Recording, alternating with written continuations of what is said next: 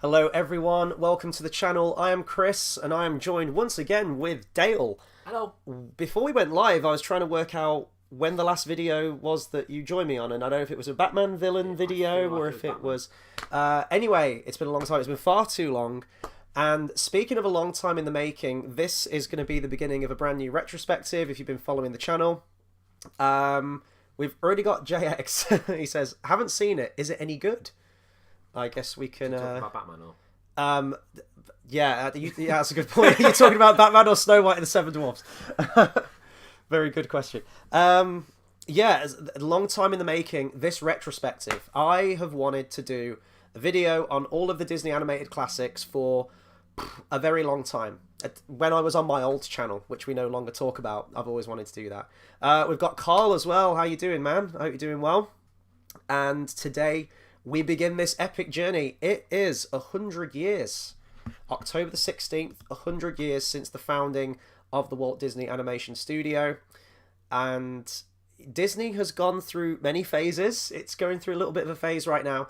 But I think chief among them, one of the reasons that I've really wanted to do this is because I'm not in a great place with Disney right now. And I don't like that fact. And I want to be in a good place with Disney. And these older films, these older Disney classics have been a massive part of my childhood growing up. As you know, people all over the world, I'm sure it's the same with you. It better be, because you're joining me on this Disney retrospective, yeah. I mean, so you wouldn't be the guy for the job, would you? I was in a better place with Disney years ago. Yeah. So, yeah, it's going to be a nice trip down memory lane, and we're going to go all in number order. So, of course, we're here at the original one right now. Not only the first Disney animated feature, but the first cell animated film in film history, which is quite a big thing. Of course, talking about Snow White and the Seven Dwarfs from 1937. Complete passion project for Disney. We're going to go into some of the behind the scenes as well, but it's also going to be quite informal and anecdotal and talking about our past with the film. But before we do, I'm going to open with a question to you. Mm-hmm. Can you name all seven dwarves? Yes. Go. Right, this is great. Happy, dopey, grumpy, sleepy, sneezy, bashful, and Doc. There you go. There you go. The right man for the job right here. There will be a pop quiz later on, I promise. I wish I could name what they all were, like, what the names could have been as well. Because I did find a list of what they all could have been. I think... what was it? There was Deafy. Yeah. Hang on, oh, here we go. Right there. Okay, so some of the potential names, they pulled like a bunch of names. I think they had like 50 names. There's not 50 in this list, so don't worry. There was Jumpy. They could have had Van Halen. Oh, no, it was a bit before Van Halen, wasn't it? Jumpy, Deafy, Dizzy, Hickey, Wheezy... That would have been great. Yeah, I don't want to ask how he got that. Baldy, Gabby, Nifty, Sniffy, Swift, Lazy, Gabby. Puffy, Stuffy, Tubby, Shorty, and Burpy. Burpy would have been cool, but I think Burpy and Sneezy together would have been a bit... like, just... yeah, I don't think you need both, but I think Burpy would have been cool. But they whittled it down eventually based on... They wanted strong personalities with the dwarves, and I think that's exactly what they got. We will be going into some of our favourite characters, favourite songs, things about the animation, everything like that, but I want to start with you. Can you remember the first time that you watched this film? Do you have any vivid child memories of this film? 6th of August, 1999. He's a wow. No, I do remember. I mean, it's quite similar to yourself with the whole. You know how you were kind of scared of the trees many years ago. Mm-hmm. It's similar to that's the first scene I remember, and I just remember instead of being like really scared though, I remember thinking, "What the hell is this?"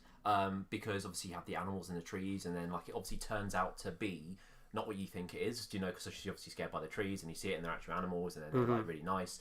And I just remember thinking, what the hell is this? And it was something I didn't expect. And that was, I think, my first... what's the word? But the first time I ever saw something that isn't what you expect. And I went, this is actually kind of cool. Mm-hmm. So I remember that was the first scene I ever saw. And then I always, up until very recently... you know, when obviously when Snow White bites the apple, you don't actually see her bite it. Where up until recently, I didn't actually realise that. I don't know if it's one of those like Mandela things where you just think, I swear she bit that, but you never see it. Yeah. But I remember those are the two things I remember. I remember one, something that didn't exist because I remember biting the apple, but I remember the big tree thing, and it was my first showing of something which wasn't what you expect, and I thought that was really cool. So you watched the entire film then as a kid, like you did watch it, or even through like the scary bits, you still powered on through. Yeah, because it was obviously, you know, when you were a kid, you remember flashes of I watched this and I watched this, but it was my grandma who she showed me all those kind of things. Like she showed me loads of old movies, like Seven Brides for Seven Brothers and loads of weird shit like that, like really cool. And I just remember that was one of the things we had on video, and it was just like you saw, like I saw the trees, and I remember obviously the evil witch, you know, the evil queen. Sorry, I remember those little things like her making the potion. You just remember loads of flashes of loads of stuff like that. But it's the creepy stuff that I remember. So like the dancing that she does, like with the dwarves and stuff, that just wasn't really in my head. Like I watched it the other day again, and I was like.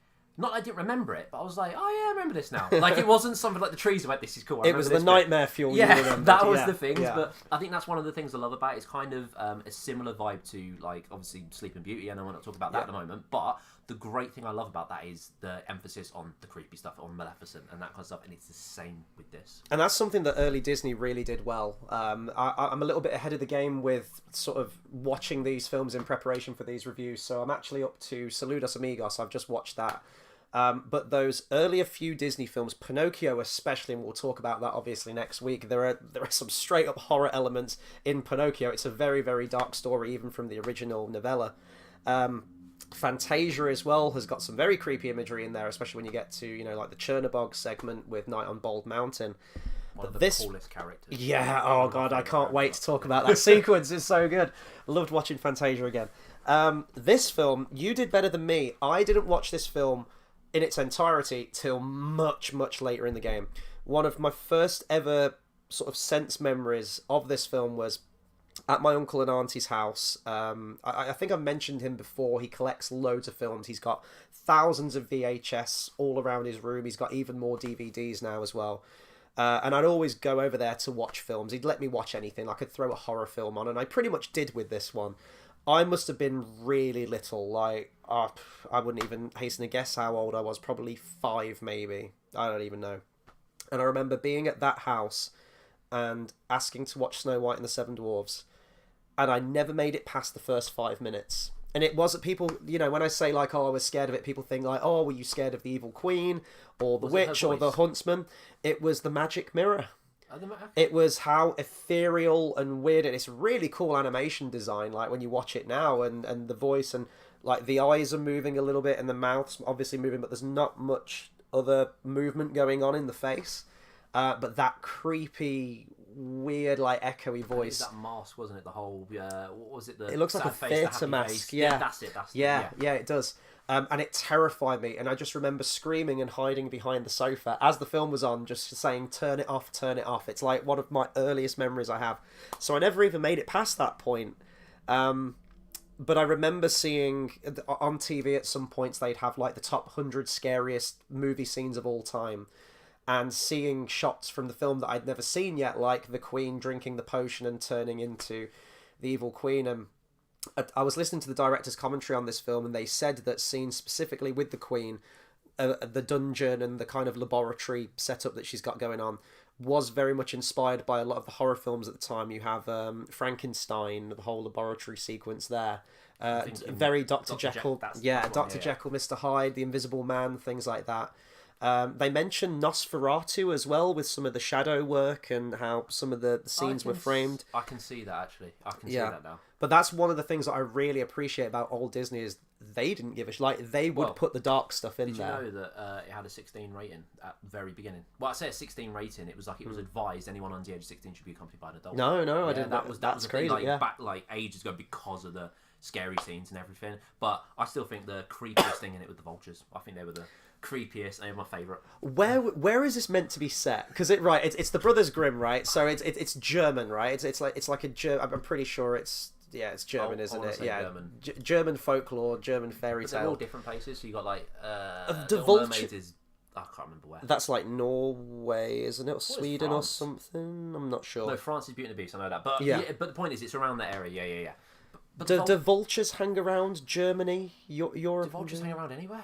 They do in Africa. I know that. I've never been to Africa. But no, but I just think they're really cool because the great thing about them is they don't say anything. Obviously, they're vultures, but you know what I mean. They're not even there that much. That's what makes them cool because they're just there. There's a and carrion bird, aren't they? Yeah, Just the omen of dread. When the Queen dies and everything, they just smile and fly away. And I think that's just so perfect. And those creepy aspects of the film, you know, watching this again, I know that today they've released on Disney Plus a 4K transfer. They've gone back through the original prints and, you know, cleaned it all up and everything, and it's been released today actually for the 100th anniversary of Disney Animation Studios, and I haven't seen that yet, but I would love to see how that transfer went over. I think they have done 4K on some of their earlier films. I know they've done one on Cinderella, I think, so I thought this might be like the first 4K one that they've done, but apparently not. But those darker elements of the film, the more horror aspects of the film, are the bits that I definitely gravitate towards the most. I don't know what that says about me as a person, but I think cinematically, the way that it's, well, obviously the way that it's animated, the animation in this film is absolutely flawless, but the choice of some of the shots, and even just watching it today, you know, we've had loads of animated films that have came out since this film, but I'm still blown away with the level of technique and the animation in this film. This came out in like 1937. A lot of them making this film didn't have artistic training, like some of them did in the main studio among the artists, but a lot of them were just sort of newspaper cartoonists that were just all brought on board by Disney. There was a lot as well. Yeah, and a few hundred, almost 1,000. Yeah. It was very, that area. Well, I think it just ballooned, didn't it? Like, no, what I love about this film is, and reading about it as well, is that this was all so new to them. Nothing on this scale had been done like this before. You know, Disney before this point had done a lot of the silly symphonies and animated shorts and everything like that. I think right before this, I think he did the Three Little Pigs. I think that was like 1933 maybe. But he knew that the future of the company financially it wasn't going to survive with just doing animated shorts, and they needed to go bigger and they needed to move into animated features, and it just seemed like a project that ballooned and got more grandiose. And I love the passion by Disney, hearing him talk about it and everything he went through to get this film made. There were so many naysayers, including his brother, his business partner, and his wife as well, just telling him that this is like a fool's errand. I think it was actually called Disney's Folly, people were calling it. But could you imagine if he'd have given up on it? Where would we be? Where would he be? Well, I don't think he would have made it. Disney wouldn't be a household name as it is now. Certainly not to this scale. We've given up on in life. Yes. So imagine we didn't give up on that, where we could be like Disney. But you know, he was just a guy with a dream, with a vision, and he went after it and he got it done. He must have been good with like the gift of the gab, because we were talking about how much this was estimated at the initial budget. No, a lot more. It's when it's 6 hextuples. It did that. It did a thing. Yeah, it times by a lot. Because it was originally 250k, and then it went to like 1.5 mil. Yeah, something like that. It was, and then he had to seek an extra $250,000 on top of that as well to cover the budget of this film, because it was just getting out of hand. And again, back then it wasn't a lot of money, was it? I think he had to mortgage his house at one point as well. I can't imagine his wife was into that. And then he went to, I think, like the Bank of America, and I think he had a rough cut of the film. Some of it was in colour, some of it was still like the rough sketches, and he screened it because, you know, he was desperate for money. He needed a loan of $250,000, and he screened the film. And this is on the director's commentary. They've got some excerpts of Walt Disney talking about it, and he said that after the film finished and the house lights went up, this banker just stood up, stretched, didn't say anything. Like, Disney must have been absolutely shitting it at that point. And apparently he walked outside into the alleyway and Disney went after him, and he was just talking about the weather and everything completely unrelated to the film itself, and more importantly, whether he was going to give him the money or not. And he flagged down a cab, got in the cab, and then he just turned to Disney and said, "That movie's going to make a hatful of money," and drove off. And I guess he got his loan, and he got the film made. This has a lot of comparisons to, well, I say a lot, but Toy Story, which was the first CGI animated, like the proper. So yeah, that was Pixar's first, and that was the first one that was ever done. This is the first. So Disney have a lot of firsts. Yeah, They have a lot of firsts, and they take a lot of risks, which is good. I think that's one thing they're missing today. They're not taking those risks. Yeah, and just original storytelling. I mean, there's a film coming out this year, the new Disney animated classic called Wish, which I've only seen the first trailer for. I don't know how that's going to be. You guys might be waiting a long time before we get to a review on that one, because that's going to be like number 60, whatever it is we're up to. We're doing one a week, guys, so bear with us. We'll get to it. What number is it up to? I should know that. In my head, it's 52, but I know it's more than that. I mean, obviously, My there's a slight difference. 2023, so There's a slight difference with the UK and the US list. I think this is probably going to be the US list I'm looking at. Yeah, they've got that in there. Yeah, so Wish is the new one. Who's number? 62. 62. Oh, it's 10 off. 62. Yeah, so we'll see how that goes down. They have them all planned. Every time Disney do it, they have a next 5 planned, don't they? And then they only make half of them. Yeah. Or they get like chopped and changed, like the Bow and the Bear, which eventually became Brave, and things like that. Like another Star Wars movie. Or they'll just do like another sequel to one of the Disney films, which seems to be the way now. But anyway, we're back in the bygone era now of 1937, where everything was a lot, well, I'd say a lot more simpler. But do you know what? So I don't know if the word is simple, but so you know when you go and see a play, like you traditional, go and see, like, maybe. Yeah, I guess so. Like you know when you go see a play, and you've got obviously the actors on stage, and you've got the cardboard like scenery behind them. Mm-hmm. That is how this movie looks. So yeah, you've got obviously the animation of the main characters moving, the Queen, all this kind of stuff. But then the background, obviously, you know how animation's made, they move these characters that stay still, obviously, you know, as normal, but it looks different, and it looks so like, this is your scenery, these are your characters. Mm-hmm. It's kind of like, you know, they are, I say actors in a way, like in the sense of Snow White. Let's say, you know, you've got this animated actor, she's in this, that's her scenery, now she's doing this. It's kind of like that, if you get what I mean. Yeah. Rather than the whole thing is just a movie. Well, I wonder if that's down to the actual animation style itself, because obviously you'd have your background plates. They bought in an animator, I think his name was Albert Herter, and I mean they had loads of animators on this, of course they did, but everyone kind of deferred to him. He had a uniform look, what he was going for. So I guess out of the animators, he was kind of like the head honcho, even down to like every boulder, every tree, every wooden beam in the house had to match his vision and his look, so everything looked congruous to like the actual film. And I think you get that, like when you see the background plates, it does have that look to it. And when you say you think it looks like a play, like you've got your scenery and here are your actors, no one had really animated humans before, and Disney in the commentary was talking about how difficult it was to properly capture human characters, you know, like the Prince, the Queen, and Snow White, especially, obviously the Huntsman as well. But it was a real challenge for them because no one had ever done anything like that before. And I was actually going to offer a comparison to Snow White's voice to something like Betty Boop, which would have been very much of the era. And then doing a bit of reading, they actually brought on the animator who animated Betty Boop to be the lead animator of Snow White in this film because of his previous experience of animating female characters. But all of the humans in this were done via rotoscoping, where they had the live action actor on stage that they filmed and then the animators would trace over. Because when I was watching this, one of my favourite shots is where the evil queen's descending down to her dungeon, and she circles around this spiral staircase and then like throws a cape around her, and it looks so smooth and it looks so lifelike. And I guess the reason that it looks so lifelike is because, well, it actually was. It was done via rotoscoping. Most of the animators didn't like that practice. I don't know if they thought it was, I don't know, kind of cheating, I guess, in a way, if you're just tracing over something. But I think they found it quite limiting because they don't have that freedom to bring the life into that character themselves. They're kind of just relying on a live action plate. But I think it looks great. Like I've seen rotoscoping before in things like Ralph Bakshi's The Lord of the Rings, which obviously came out many years after this film, which is kind of hit and miss most of the way through that film. There's bits where it's done well and there's bits where it's done absolutely horrifically.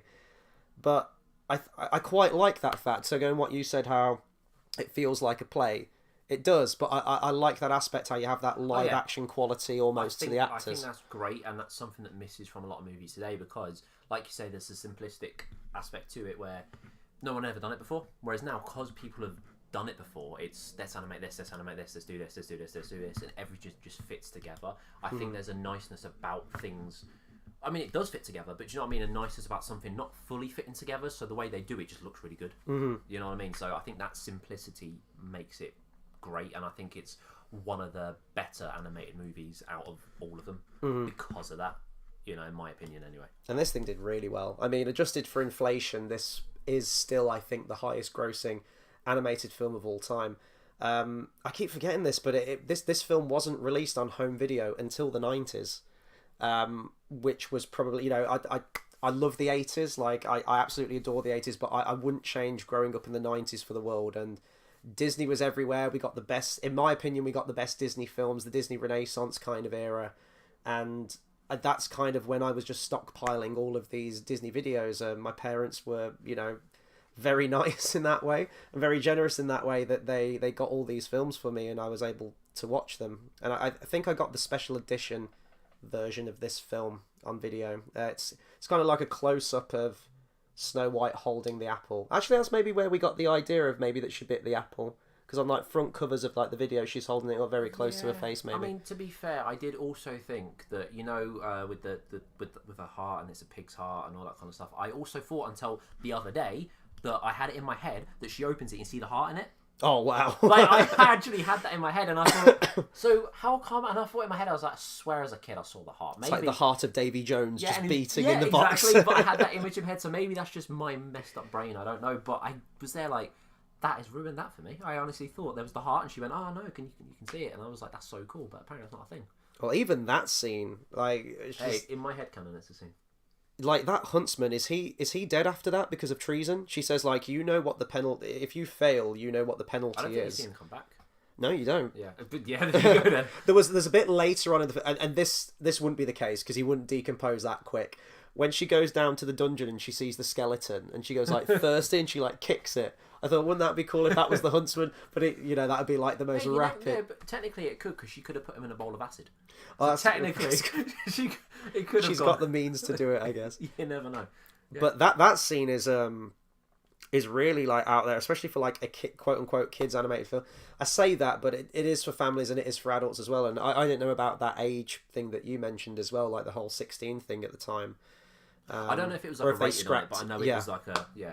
But that's pretty cool, to be fair. But the whole huntsman sequence, and it's done so well, the way it's animated, it feels very lifelike. The bit where you see, like, his hand with the dagger and it's shaking, and... Because that's actually something from the original. Yeah. Like the original story. Yeah. He actually goes that far to do it, and then he can't. But in the original, she's also 7. She's 7 years old. Jesus. You don't know about that? Yeah, no. Yeah, in the original, in the original Brothers Grimm story, she's like 7 years old. Then she disappears with the dwarves, and she's there for like a good 7 years or so. And then when she bites the apple, she's 14 or whatever. So she does grow up there. So imagine seeing that on screen. He actually goes to kill this little girl, and then obviously he doesn't. So there's that whole thing about it. Obviously, I'm not going to kill a child, but in this, it's just I'm not going to kill just a person, which. I know you don't want to kill a person in comparison to a child anyway. It doesn't matter who they are. But my point I'm making is that would be very different, I think. I think that would have been cool to see because it would have seen she's there for a long time. But that I like how that's taken exactly from it. Because obviously with all these Brother Grimm stuff, there's little changes here and there. Like the Queen doesn't die in the same way that she does in the Brothers Grimm one where she tap dances in like fire shoes. Do you know about that? No. I need to read some of these old Brothers Grimm stories. Like, I can't remember, the shoes are made of something, but they're like coal, like burning flames or something like that. I can't remember. She's like dancing in them, and she has to do it until she dies. That's the penalty. Like the prince makes her do that until she dies. It's really. I mean, that sounds a bit more horrific than the. I mean, the death that we get for the evil queen in this, or the evil witch, whatever you want to call it. Falls in there, doesn't it? It's probably one of the most glorious Disney villain deaths there is. No, I think Clayton beats it. Tarzan. Well, Clayton would have been like that, like in a heartbeat. I know, but I think that's the most like okay, and you see the silhouette. Yeah. That's a pretty brutal one. That is one of my favourites actually. But I always thought the evil witch got struck by lightning in this as like another thing. But the rock face, the cliff gets struck, doesn't it? Yeah. So she falls off a cliff. A boulder falls on her and crushes her, and then even if she is still alive or twitching, her body gets picked apart by vultures. Well, this is the weird thing. The vultures fly off. I think they should have flown downwards. They do. No, they fly into the sky. No, they don't. They circle downwards Oh, towards do her they? body. Oh, there you go. Then. Yeah, yeah, because they watch it. They wait for her to fall and they wait for the boulder, and then they take off and fly down. There you to go. it. Then exactly. So it's a pretty cool villain death. But they mentioned like Disney, the whole team seemed like they were second guessing themselves the whole time during this. Not in a bad way. They were always thinking about the audience and how well these drawings, essentially these sequence of drawings, would go over with the audience, and if the audience would respond to it. Going back to the whole like Huntsman sequence where he goes to murder Snow White, they were really concerned that the audience wouldn't feel that sense of peril or suspense or be able to connect with the moment, because it is basically just drawings, it is animation on the screen, but you do feel it, and it is a great moment. And say what you want about Snow White in the film, it's traditional, she's very saccharine sweet, almost to a nauseating degree in this film throughout. I like about it. I think it's really cool. You like that? We'll get on to Snow White in a minute, because watching it again, and I never really cared for her voice, but watching it again, it was like nails down a chalkboard. To be fair, I think I agree when I was younger, but now I think it makes it so unique. I think it's great. Yeah. Any other voice, like in this weird remake that they're going to do, which I hope never happens, but anyway, she's obviously not going to have that voice. No. And I think that's going to take away from the character, because everyone knows her for that. Mm-hmm. You know what I mean? It's one of the things. So. Well, as I mentioned, the voice is very Betty Boop. Like when I hear the voice, I initially think of her. What blew me away as well, and I don't know when they started to reveal the voice cast and everything like that. Voice actors never got a credit in the film. For that was just the done practice for a long time, and I think that's such a shame, because all of these voice actors, as I say what I want about the voice of Snow White, whatever, it is quite unique to her character, I suppose, but. Even still, all of these voice actors and this, these incredible talents that they have in all of these Disney films just completely go unnoticed, and they bring so much life to the characters. They're hand in hand with the actual animators themselves, especially as you go through the Disney films. And I know they started to credit them eventually, and now you see films come out with like celebrities in them. You can't even imagine a world where they wouldn't be given a credit. So it'd be interesting to see which Disney film it is. I don't know off the top of my head where they start telling you who voiced some of these characters. Obviously, a lot of these actors are very, very, very old school, so they're not really like household names to me. Clearly, I need to go back and watch some older films, but Adriana Caselotti does the voice of Snow White, who apparently got the job. It's kind of like her as well. I wondered if they. I think that no. I was going to say I wondered if they got her in to sort of do the rotoscoping, but I think they got another actress in for that, if I remember right. Yeah. But Walt Disney called her dad, who was like a voice coach, I think, and he was asking him like, who would you recommend? And apparently she snatched the phone off her dad and started to sing down the phone in her like childlike, very, very high pitched soprano that she has in the film. And I think she was pretty much cast there. And then they cast a few other people as well. I think they had like 144 people they were auditioning, but she got it, and the rest is history. But apparently, I was doing some reading from the voice clips that she did, the audio work and the singing.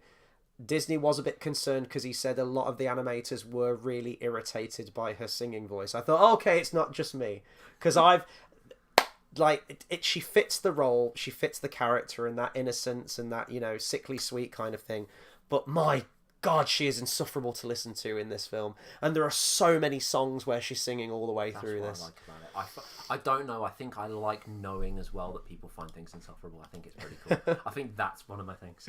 She fits, as I say, like she fits the character. But if we're going to be, I don't know if we're ranking like Disney princesses or whatnot, I guess we can't really rank anything at the moment because this is just the first one. But she wouldn't be at the top of my list. I appreciate, the character for what she is. She is the first Disney princess. Of course, this film's completely iconic and memorable, and earns its place at the top of the pantheon of Disney films just for what it did for the history of film. It's not a Disney film I tend to throw on all of the time. I actually can't remember the last time that I watched this film before preparing for this one.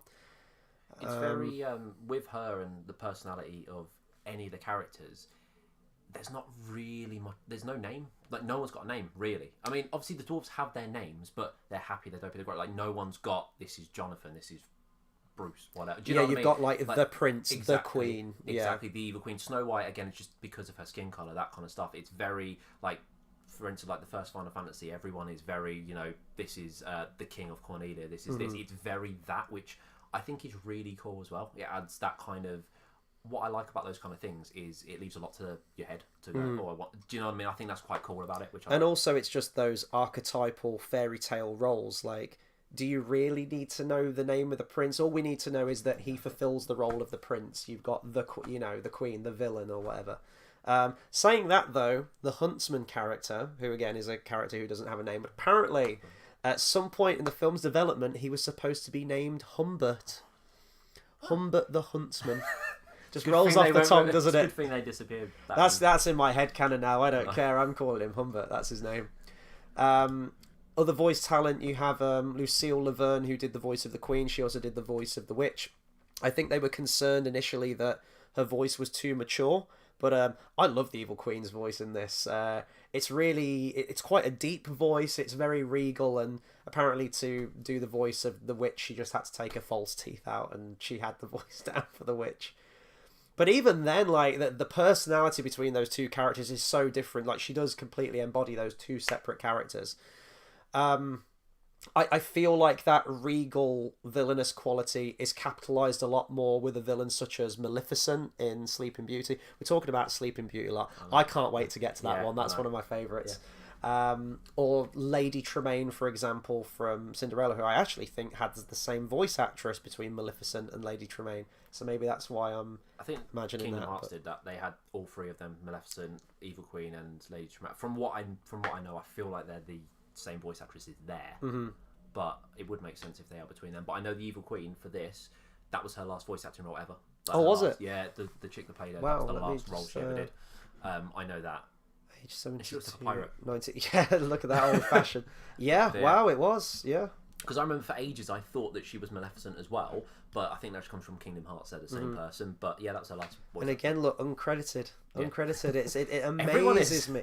I don't get why they didn't credit them. I don't know if they thought, does it shatter the illusion that you're watching something that's been created, and if you see this person playing this character, I don't know, it's weird. It does make me think though, because obviously you've got that there uncredited, like you say, the mystery. I think that is a good element that makes sense, because so you know how nowadays I'll use Black Mask as an example, Ewan McGregor. You don't get an actor from that caliber to wear a mask throughout the whole thing, which is what he didn't. So if he wasn't an actor, he probably would have worn his black mask throughout the whole thing. Do you get what I mean? It's a similar sort of thing. So I think it is quite nice in a way. Obviously not for them, like, do you know what I mean? But I think it does add that element of mystery, which I think is kind of cool. Yeah. Yeah, I guess so. Because I have always been curious, especially when I was watching it for these. I was like, who voiced these guys? Like, I don't know who. Especially when I got to Pinocchio and I was watching it, I was like, who did the voice of Pinocchio? Who was Geppetto? Like, do I know any of these people? And I actually wonder, like, at the time, were these people big names? Maybe not so much from this one. I mean, I don't know about Lucille Laverne, if she had like a massive career before that point, but well, she was born in the 1800s, so I think her career was quite small. Yeah, not as big as it can be. You know. You talked about video games and Carl says the singing just reminds me of Shrek now. Yeah, I had that too, where she's singing to the bluebird and it's echoing back to her. Because Princess Fiona makes it blow up, doesn't she, in the first Shrek film? But that's what's wonderful, is that, you know, so many of these fairy tale tropes, like animated film tropes, all came from this one. I mean, Shrek's a great film anyway. Like that's a review for another time. Just 1 and 2. Just 1 and 2. There are only 2 Shrek films. Agreed. Go into video games though, because I mean the massive appeal of Disney and this, you know, it spawned various different video games. But one franchise that we're both very passionate about, you more so because you've actually played all of them in their entirety. Many times. Kingdom Hearts. I've rocked up over 2,000 hours on the games. But, you know, we won't go into that. Kingdom Hearts. I believe the Snow White level is in Birth by Sleep. Yep, it is. It's great because when I rewatched it the other day, I was there going, "This is when this character shows up." Now it is great. I do it with every Disney movie now. But yeah. But one memory that I do have from that game is I played a boss battle in that game in Birth by Sleep in the Snow White level. on PSP when it was originally released. I was in sixth form at the time. I was on like a free period during like one of the lessons, and my friend was playing the Snow White level, and he got to the magic mirror. And I recounted the same tale that I did at the beginning of this review, the childhood trauma that I had of that magic mirror and how much it terrified me. And there's more of it. and I was confronted once again with that childhood terror playing that game. But my friend said, I'm going to let you fight this boss because I want you to sort of overcome your demons and fight them. Yes. No, they shouldn't. Oh, you want to talk about VR? Fine, let's get that Ursula boss battle going from Little Mermaid. Yeah, that'd be fun. We'll get onto that when we get onto Little Mermaid. That'll be funny. So we've talked about a lot of the characters. We haven't talked about the Seven Dwarves yet, which are kind of like the main selling point of this entire film. Who is your favourite dwarf? Do you have a favourite? Yeah, but then I was going to say I relate a lot to this dwarf, and I realise it does not make me sound good. Are you going to say Dopey?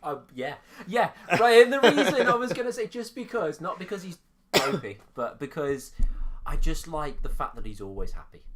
Do you know what I mean? Not because like happy's happy, happy's always happy, but you know, he's simplistically happy. I think that's the thing, because he doesn't realise a lot of stuff, and I mean he's great because you know when Snow White kisses him all on the head, he's great because he literally goes back and he's like, I'm going to go around again. He does it a few times, doesn't he? And that's what I like about him. But then at the same time, I went, that's what I like about him. I think that's really cool. But then at the same time, I was like, imagine this was a darker movie. This is not what he would be doing, something very different. And I went, there's a darker side to Dopey.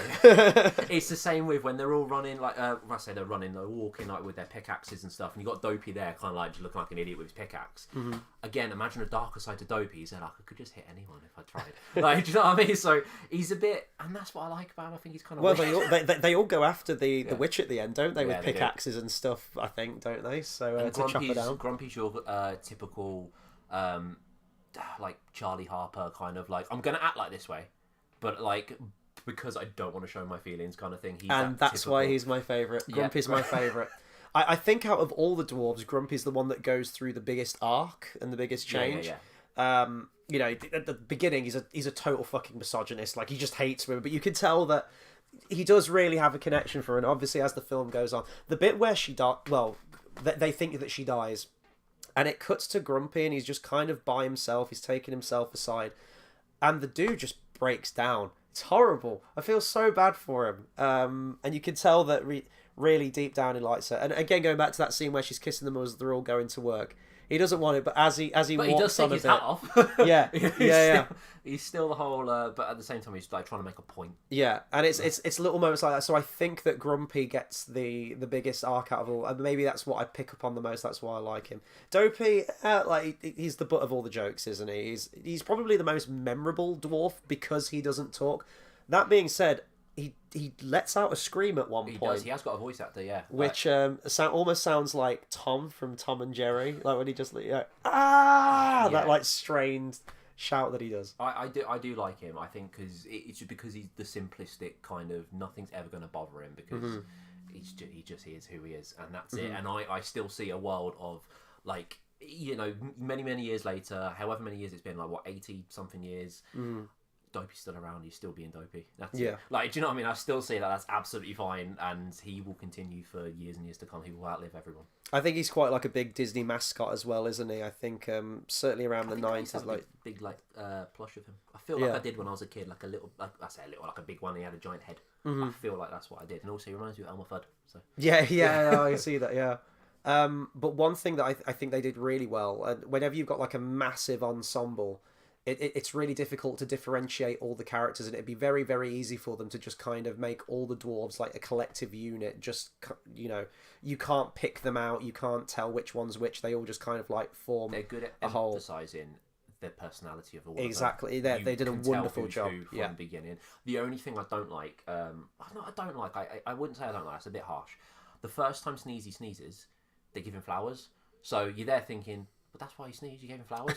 He's got hay fever. What is wrong with you? That's the only thing. Aside from that, like obviously he does sneeze. Obviously later on randomly, but they are very good at pinpointing all the personalities when you see them.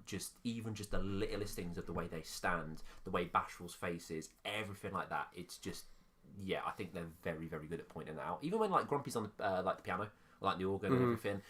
You can see it in his face all the time. It's not like, oh, he's just playing. Oh, they're all happy, they're all smiling. All got their personality 24/7. So it's very, very good at that. And that, I think that also comes from a simplistic style of, they didn't know what they were doing, so they had to do this, Whereas now, if it was made today, I'm not saying they 100% would have done this, but I feel like they would have blended a lot more, because they know what they're doing. They know, oh, let's do this. He's on the organ, let's do this. And they just think, oh, he's going to be smiling, he's on the organ. They don't think he's grumpy, he's got this, he needs a personality. They just think, go, go, go, go, go. Which makes And sense. even though they fall into their namesake traits, it never gets annoying. There's a lot of, especially like the second act of this film, there's a lot of sort of frivolity, singing, dancing, and a lot of hijinks, like a lot of like a gag a minute with these dwarves. But I was blown away with how creative they get with that. Even things like when the animals are cleaning the house, like little visual gags they do with some of the animals. But the same goes for the dwarves as well. And testament to the animators here, because they had to partition off the workload to animate the dwarves, because obviously there's so much footage, so much film they had to do. It had to be passed around loads of different animators. You couldn't just have one animator working exclusively on one of the dwarves. Multiple animators would have to animate Grumpy, for example, and I imagine that must be really difficult as an artist, because each artist has their own distinctive style, and it'd be very difficult to completely replicate someone else's hand, but they found a way. And a lot of them were hosting art classes, because as I say, none of them were particularly trained, and they were all just kind of learning from each other and developing and growing with each other. And it's stunning work. There are a couple of deleted scenes from this film as well, which I only found out about yesterday, and did a bit of reading. And you can actually watch these. These are fully animated sequences. You can find them on YouTube. They've gone in with new voice actors and like a temp track underneath it. One of them is where Doc and Grumpy are arguing as to...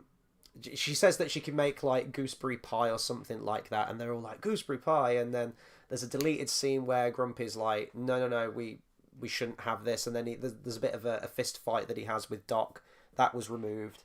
And then a big scene, which was another song and dance number, and now that I've seen this deleted scene, I do notice its absence in the actual film. I don't think it hurts the film not being in, but there's this, throughout the film, there's this huge sort of like a mounting set piece you think that it's going to build to, of the meal. Snow White's cooking some food, that the place is tidy, and then she makes them all go and wash before they eat. But then you never see them eat. There's never a scene where you see them all eat together, and that's the deleted scene. There's a whole scene where they're eating like a stew or soup, and they're all slurping it. I feel like I've seen that actually now. And it's I can see it. Yeah. So then Snow White takes them under her wing and teaches them proper etiquette of how to hold the spoon delicately and how they should eat like gentlemen and things like that. But that feels like the payoff to everything that was leading before. Would it have elongated the film a bit more and another song and dance number with the dwarves? Yeah, but now that I know that was meant to be there and it's not in there, it feels like it's building towards a climax to that whole preparing for food, and we never get to see it. I think someone on YouTube's actually trying to take it under their wing to fully animate it and colorize it. I feel like the reason it was deleted, I mean, I'm probably wrong, I don't know, ask Walt Disney, you can't, he's dead. But anyway, I feel like the reason they probably did that was because this movie doesn't have, there's nothing that's a bigger plot point than another in this movie. So like, obviously, her eating the apple and getting poisoned and all that kind of stuff, is that really the biggest plot point? I mean, because at the end of the day, that's only a small chunk of the movie.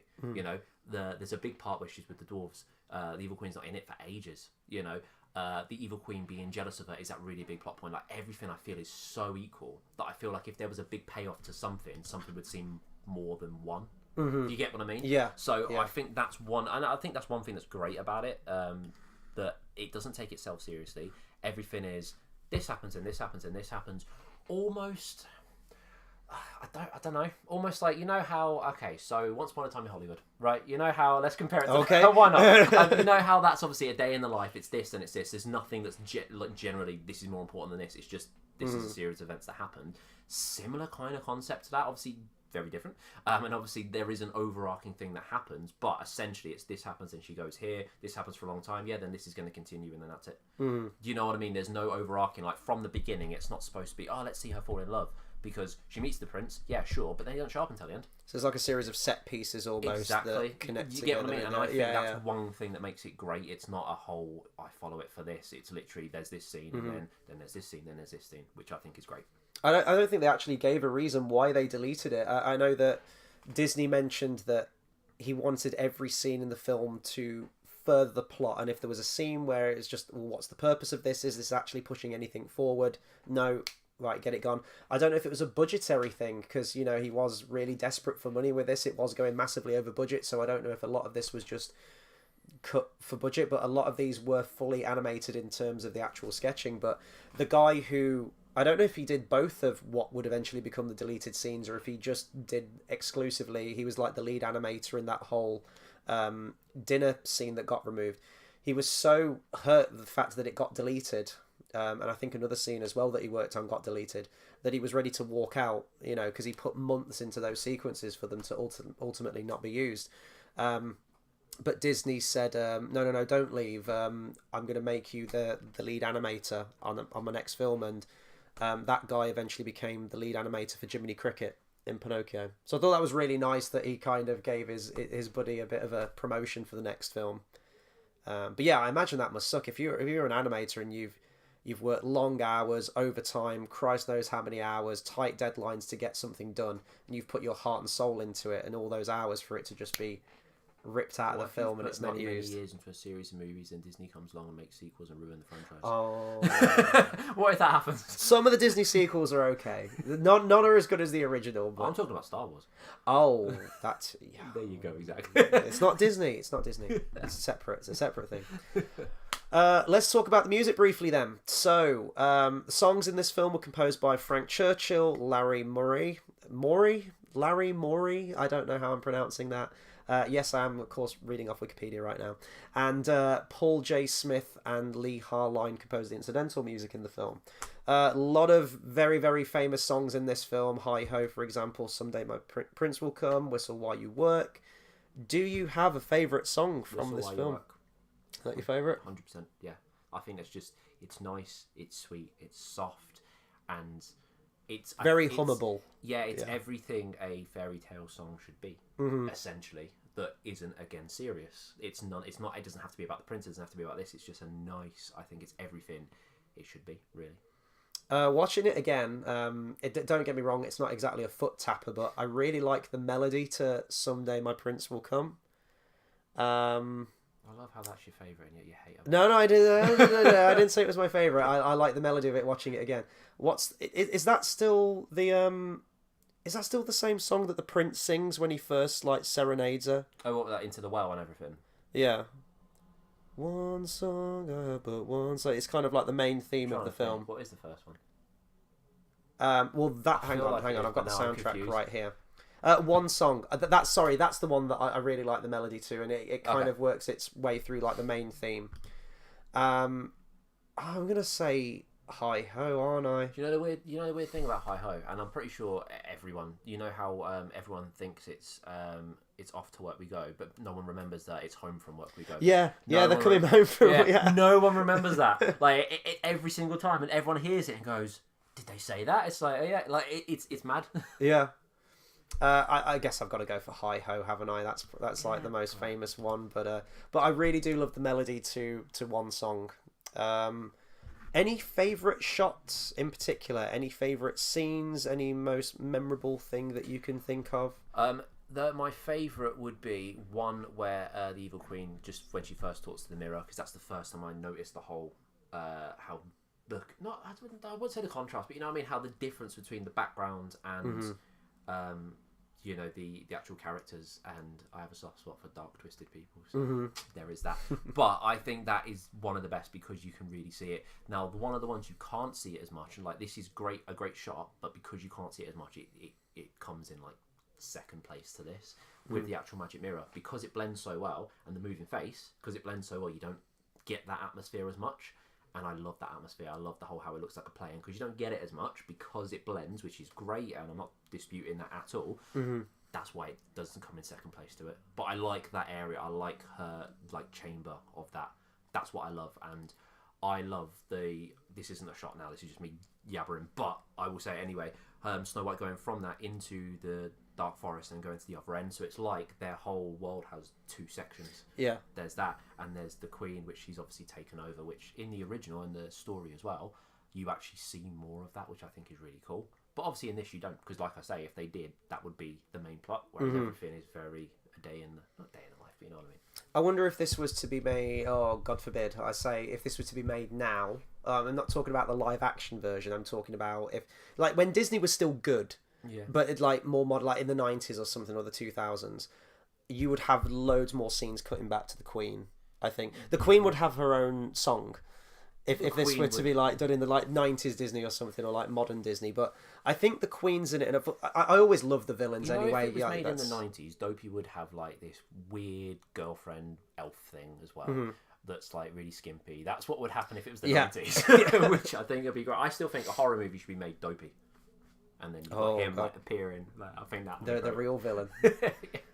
Favorite shots for me. I mean, there's one here on Wikipedia right now, but genuinely I love the colour of the sky. It's during the hi-ho sequence, and it's when all of them go over the log. I just love how the camera follows them around that corner, pulls back, and you get them going all over the log. Disney's got great shots like that of characters walking over the log, like in Lion King, where you've got Timon, Pumbaa and Simba doing like the whole thing across the log. That's a great shot as well. Could be the same. Yeah, it all takes place. The vultures are actually the Beatles vultures from the Jungle Book. Yeah, it's all the same. But other shots, I love the dark imagery now. Now I love the magic mirror. It traumatized me as a kid, but I love the magic mirror now. I love the whole moment after the huntsman's like, "Run, Snow White, run away," and she runs into the forest. That whole sequence is amazing, because I love how they personify the forest. There's a scene, she'll get her skirt gets snagged in the branches, and then the branches will actually turn into fingers. You're getting like the really creepy, horrible faces in the trees. A really creative thing when she falls into that water, and then you've got like the wooden logs in there, which all of a sudden become like wooden alligators chasing after her. Just really creative stuff like that with the dark imagery that Disney at this point did really, really well.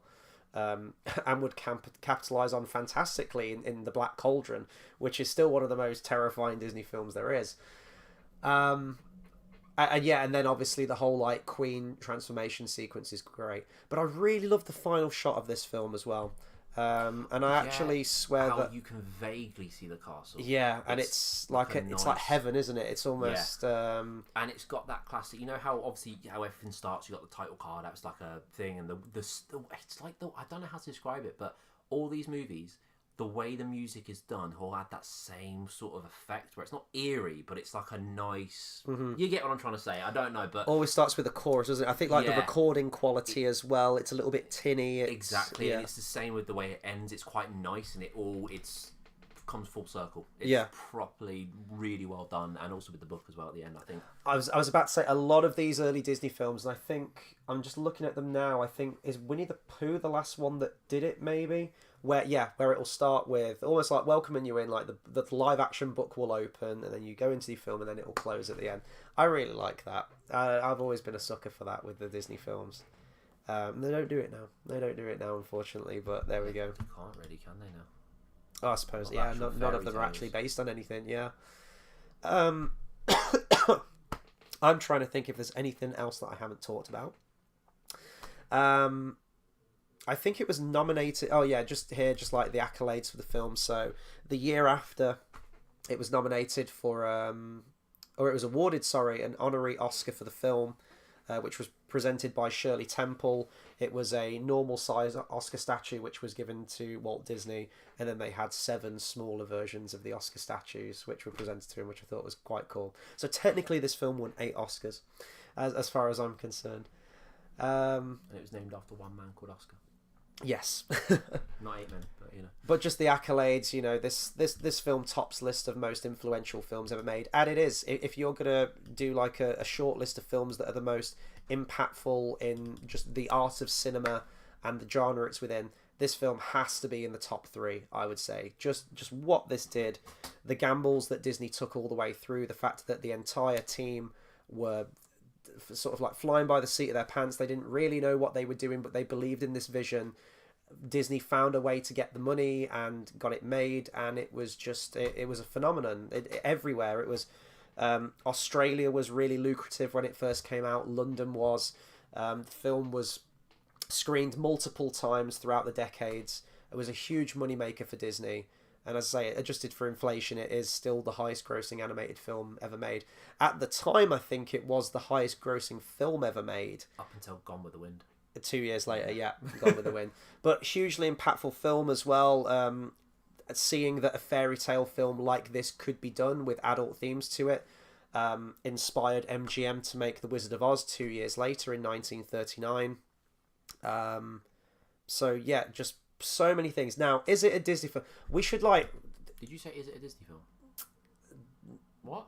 No. Okay, I cut myself off. I was going to say, is it a Disney film that I watch multiple times and go back to a lot? No. Very rarely, in fact, but I do appreciate it for what it what it started, essentially, and all the different techniques they were using within the film and techniques that would later then develop over the course of their next few features. I think it was a great one for him to start with, because obviously I know it comes from the Brothers Grimm, so does a lot of these stories, but I think it's a great one to start with because it was literally Snow White, beautiful girl, that's it, cool, like all the Disney princesses are supposed to be, cool. So it was a nice basis of let's kind of in essence use her as the shell of future Disney princesses. You know, the nice girl with she'll have like nice bright red lips, she'll be attractive, obviously there's going to be jealousy over her looks, just a nice blanket, which I think is quite cool. The animal sidekicks, and yeah, so many tropes that we see in future Disney films all kind of stem from this. I think it was a very personal film to Walt Disney himself as well, because at a very young age he'd seen the silent film version of Snow White, I think in like 1916. So that film clearly stuck out in his mind and was, I think he quoted saying that Snow White was a quote perfect story, and it is. It's a timeless story that for some reason modern day Disney doesn't see as timeless, and we need to update it for modern audiences. Can't wait to watch that. And we'll see where this goes. I didn't even want to bring up the goddamn live action remake that's happening because it just fills me with hatred. That's why I want to watch it. I think it'd be really bad. And that's why I wanted to do this retrospective, is just to go back and relive and reminisce about some of these films. Some of these Disney animated classics I'll be watching for the first time as well. I haven't seen the complete list, so Which towards ones the haven't you seen? I haven't seen, as of this recording, Make Mine Music, Melody Time, and then I've seen a whole string of them then, and then it's not until Chicken Little. Have you seen Chicken Little? Because I haven't. I haven't seen Chicken Little. I haven't seen The Wild. I haven't seen Meet the Robinsons. That's the one I was thinking of. I haven't seen Bolt. Have you not seen Bolt? I've seen Bolt. No. It's about a dog. Let's see. And then all the others I've seen after that. So It's not. There's only a fair few. It's the same with me. There's only a couple. Like there's only. I feel like I saw Make My Music years ago. But I don't remember much about it. I think it's in the same vein as Fantasia, isn't it? Yeah, I mean the thing is, it's in that weird era of Solos Amigos and Final Fantasy 3. That weird era of they're not bad. I love Final Fantasy 3. That's the one out of them that isn't forgettable to me. Yeah, I remember it. The Jack and the Beanstalk. They kind of blend with a very was that one or did that happen there? Melody Time, was it that? It's that. So I feel like I'm saying, but it's one of those. It's actually really quick in the life cycle, isn't it, when we get into those films? Obviously World War II was happening, but we're not on that one next week. Next week we'll be here talking about Pinocchio, one of my favourites. I have rewatched that again, and it's wonderful, so I'm really looking forward to just reading more about that film, because this is a learning experience for me. In that. The cigars in that. Yeah, kids smoking, drinking. Big thing of how different it is. More nightmare fuel to follow in Pinocchio. Loads of nightmare fuel. So a lot of stuff to talk about. But this has been fun. I think this will be more refined as we go. Maybe there'll be like a nice little video intro. And one thing that I do want to get going as well is if I can get some kind of ranking table. So at the end of each review, where would you rank Snow White? As a Disney princess. Well, what would be our categories? I was going to ask. Like, just for the time being, we'll probably come up with names. But what, are we going like S tier, A, B, C? Like, are we? Yeah, let's do it like that. Because if you went right, this is number 42 on the list, so that would be very hard. I'd say I give it A. I'm not gonna give. Do you know what? Right, we're gonna have S and double S. Double S for just. Double S is we can only really have the maximum 2 each on double S. Wow. Okay. So that's going to have to be your top. And Okay. I know which one. I think I know what my top 2 would be. But we're not going to say them yet until it gets to that. But I feel like an absolute bastard if I review this in anything less than A. And it depends how I've got to review this, because if I'm talking about like my favourite or pure rewatchability, I don't rewatch this one all that much. Like if you said like, right, let's watch a Disney film, boom, I'm going straight to Aladdin, Hercules, you know, any of those, Mulan, something like that, Emperor's New Groove. Those are the ones that I tend to rewatch the most. I never tend to go back to these earlier Disney films, so based on that, I would give it something like a B maybe, but just for what Disney went through. If we're talking about the actual like artistic merit of this film and its impact, it depends how we're reviewing them. Are we doing based on our own favourites or what it did for the company, the name?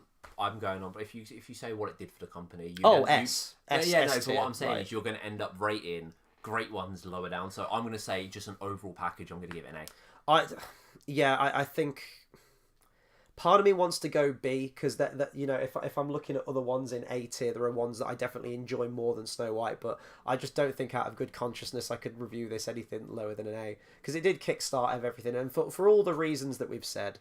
Where would she be on Disney Princesses? In rankings.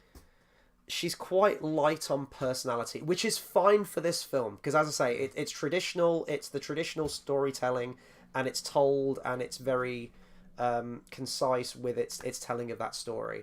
For example, the prince, there ain't no development to the prince in this.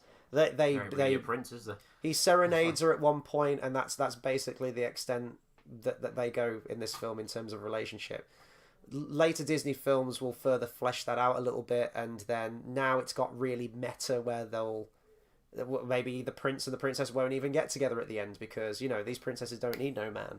And I think there's a line, is it in Entangled or something, where they say like, oh, we've only been talking for like 2 days, or there's a line in, I don't know if that's in Enchanted or something. They do it in Frozen as well. They're like, why would you engage someone you just met or something like that? And it's just now they're poking holes in their own tropes of traditional storytelling. I fucking hate that.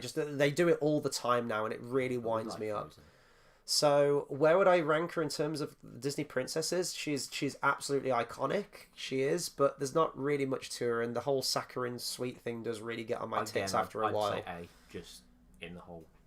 The whole thing for Snow White would be A. It's because Snow White is very simple. It's very it's very well done. Like, it's great, but like you say, you don't go back to it over and over again. So I think, but because it's just there, it's not just there like, you know, your bottle of deodorant where cool, saw it next, like, do you know what I mean? But it's there, it's nice, you enjoy it, and you respect everything it is. So it's an A. And we're strictly talking Disney princesses, not just female leads in Disney films. What's a female? Well, what do you mean, like? Well, you've got like Mulan wasn't a princess. This is true. Meg in Hercules wasn't a princess. Yeah. Okay. I'm talking like one of the 7 Princes of Heart kind of thing. That's what I'm talking. Why is Alice in Wonderland one of those? Wow. She ain't a princess. I can say something. See, about to Alice, me, but like Belle, double S tier. Like Belle. Belle's my girl. Belle is one of my favourite animated characters ever. I think she's just absolutely, simply wonderful. Well, my favourite's Elsa, but for reasons I can't say. Yeah. I quite like Jasmine. It's pretty cool. So, you know, ranking Snow White against even like Princess Aurora, I think Princess Aurora smokes Snow White. We just really need to get to Sleeping Beauty, don't we? Because that's such a great film. So no, I'd probably rank Snow White pretty low as a princess, as like a character. I'm going like C. She's just really. She fulfills the role, but there's just not enough to her. But I guess like modern movie standards. But she does fit the traditional role. You know, she's perfectly serviceable in the film. And I wouldn't have this film any other way.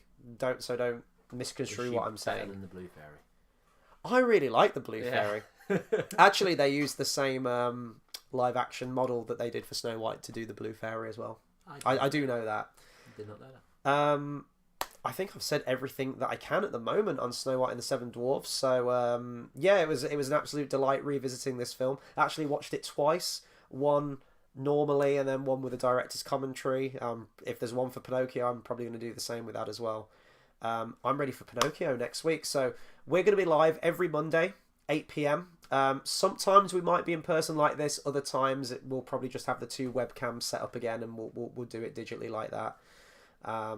But yeah, it's just fun talking Disney, and I've got the best co-pilot to do it as well. So we love it. We always talk Disney. This is great. Thank you to everyone that's tuned in, commented. And if you are just discovering this video, we're going to be doing this for many, many weeks. Over a year, in fact, because there's that many Disney films. So let us know some of your favourite Disney characters, whether it's just Snow White or whoever it happens to be. This is a celebration of 100 years of Disney. There's a lot of stories, there's a lot of characters, a lot of great songs. Let us know some of your favourites. What Snow White does have that other princesses don't is out of all of them, she would probably be one of the perfect ones to meet. Because the reason I say this is... The voice. No, yeah, but essentially, if you met her, like you're living in your house, you're on your own, your little cottage, whatever, and she shows up, you know, this nice girl, cool, whatever, and she's like, I'm gonna cook for you as long as I can stay here. Do you know what I mean? She's very homely. I'm gonna kiss your head when you go to work. He's like, yeah, cool. I'd be happy with that. I'd be happy. That's all it needs to be. She just needs to cook my dinner and kiss my head when I go. And she says to them, doesn't she? Like, if you just let me stay here, like, I'll do all the cooking, I'll do all the cleaning, I'll sort everything out. She is the epitome of what a woman should be. No, I'm not gonna go. But she's great. Don't worry, that won't get you cancelled on this channel. I've probably said way worse. But no, she's great. She's all right as Snow White. And also, she has a very Minnie Mouse-esque to her look, which I think is quite a nice... To her look, to her voice as well, definitely. Yeah, I'm thinking more the dress and the style. Like, I think that's what I think is really cool. It's like a nod to, obviously, themselves, which I think is really cool. It comes off very Minnie Mouse-esque, so I like that as well. Yeah. I'm trying to think of anything else I can say. I think that's probably going to do it. But yeah, if anyone checks out the 4K version of it, I'd be really interested to see how the transfer is. I imagine it's amazing. This film was done in Technicolor, I was going to say just very, very briefly, but they went with a muted colour palette because at the time they thought that the audience wouldn't be able to handle like the dazzling, vivid colours for 90 minutes to 2 hours. But I don't know if this 4K transfer, if they have upped the vibrancy on the colours. So yeah, I'll be interested to hear any reviews on that. That'll do it from us. This has been real fun. Looking forward to talking more Disney next week. So yeah, it feels good to finally do this